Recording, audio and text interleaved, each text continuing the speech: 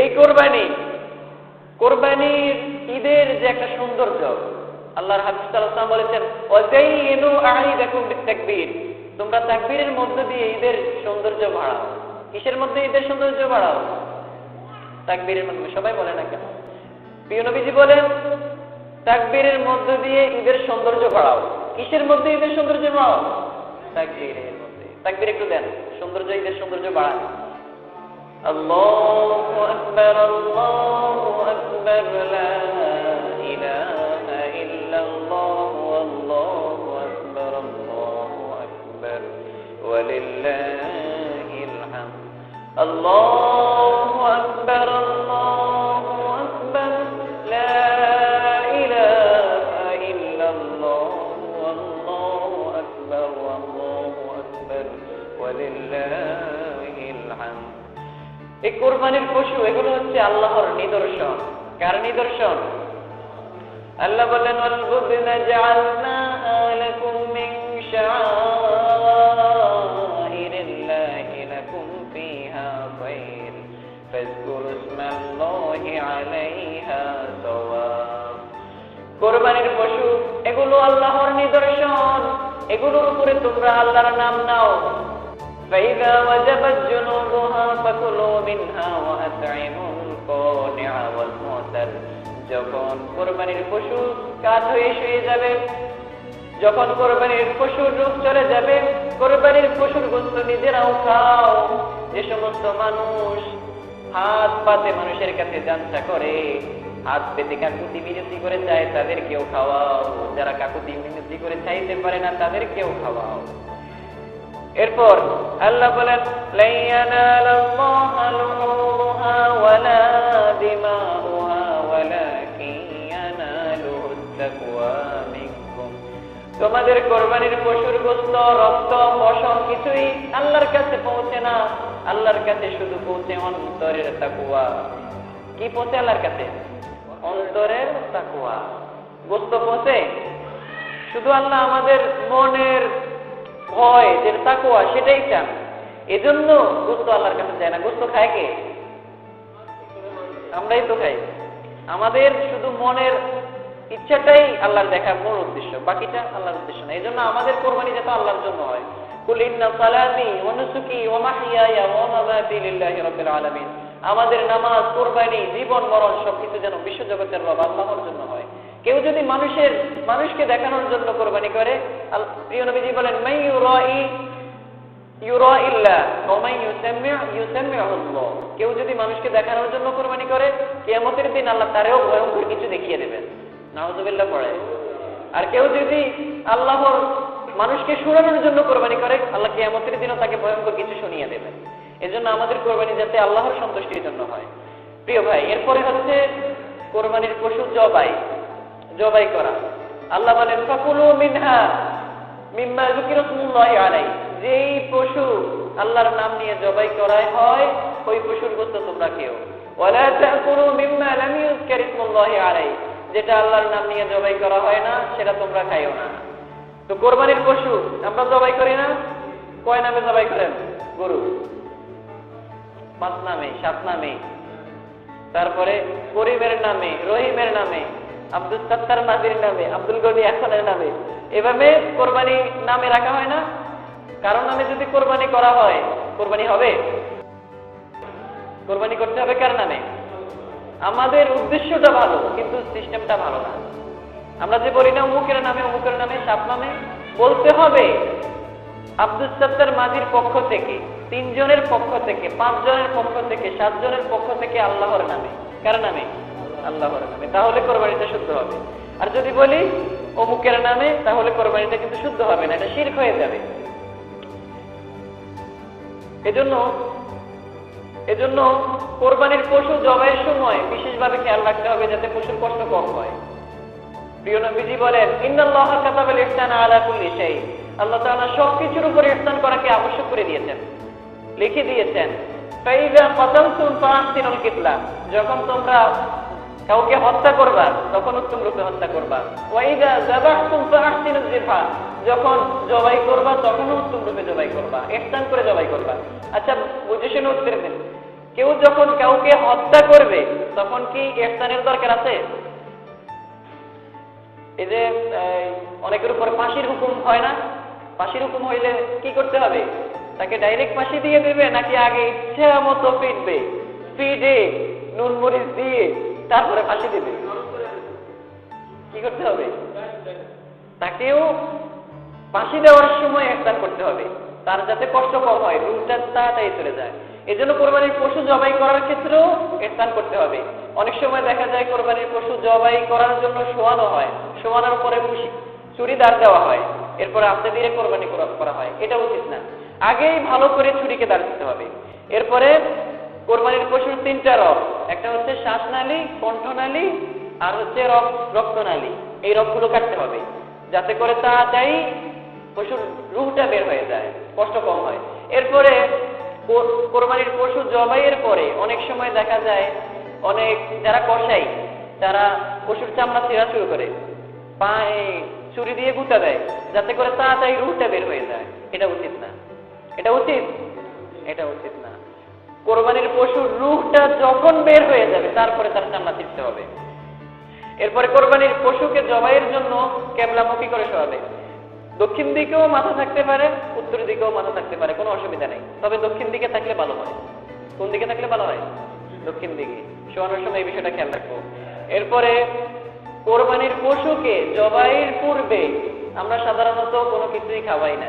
খাওয়াই? ঘাস পানি খাওয়াই, কিন্তু ঘাস পানি খাওয়ানো উত্তম। কি খাওয়ানো উত্তম? একটা প্রাণী আপনার জন্য কোরবান হয়ে যাচ্ছে, তার জীবনের শেষ সময় তাকে কিছু খাবারও দিবেন না, এটা উচিত না। আমরা তো সাধারণত সব সময় দেখেই আসছি যে কোরবানির পশু যখন জবাই করবে আগের দিন বিকাল থেকে আর কিছু খাওয়ায় না, এটা উচিত না। কেউ যদি মরে যায় শেষ মুহূর্তে তার মুখে পানি দেওয়া লাগে না? পানি দিই। একটা কোরবানির পশু সে চলে যাচ্ছে, তার উপরে ইহসান করতে হবে, শেষ মুহূর্তে তাকে দানা পানি কিছু খাবার দিতে হবে। এরপরে যারা কোরবানির পশুকে জবাই করবে, কসাই, কসাইরা কোরবানির পশু গোস্ত টোস্ত কুটি দেয় না, তাদেরকে পারিশ্রমিক থেকে দিতে হবে? টাকা থেকে দিতে হবে নাকি গোস্ত থেকে দিতে হবে? টাকা। গোস্ত থেকে পারিশ্রমিক দেওয়া যাবে না। আপনি আপনার নিজের মন থেকে কিছু দিলে দিতে পারেন, সেটা হচ্ছে নিজের ব্যক্তিগত বিষয়, কিন্তু পারিশ্রমিক হিসেবে গোস্তের কোনো অংশ দেওয়া যাবে না।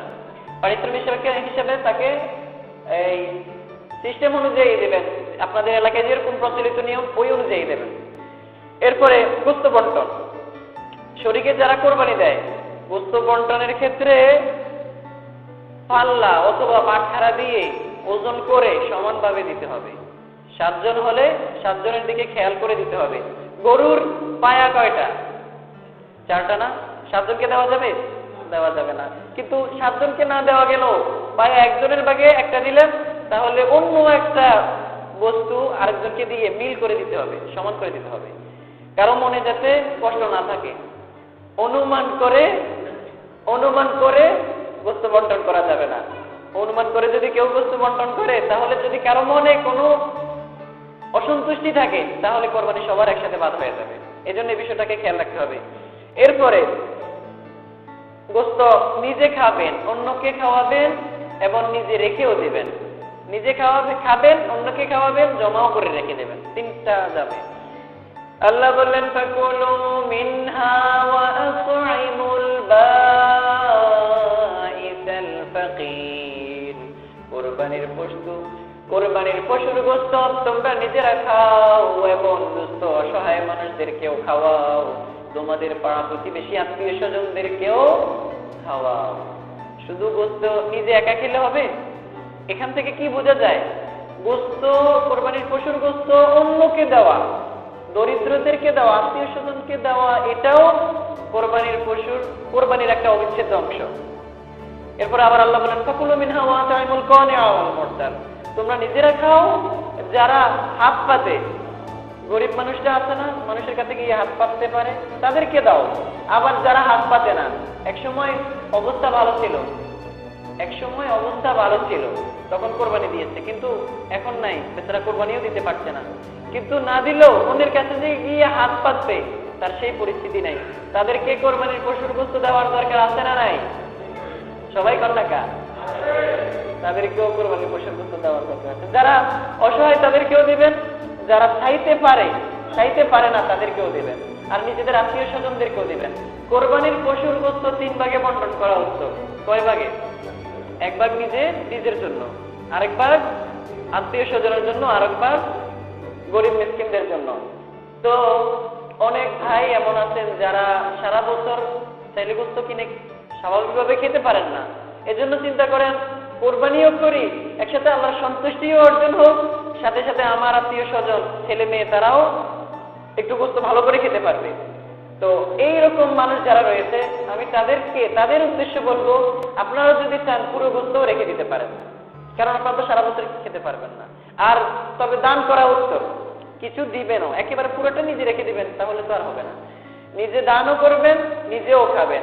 যাদের অবস্থান ভালো তারা চেষ্টা করবেন 1 ভাগ রেখে বাকি 2 ভাগ দিয়ে দেওয়ার জন্য, সম্ভব হলে আরো বেশি দিবেন। যাদের আছে তারা বেশি করে দান করবেন, সারা বছর যারা খেতে পারবেন তারা বেশি করে দিয়ে দেবেন। এরপর দাওয়াত দিয়ে খাওয়াবেন।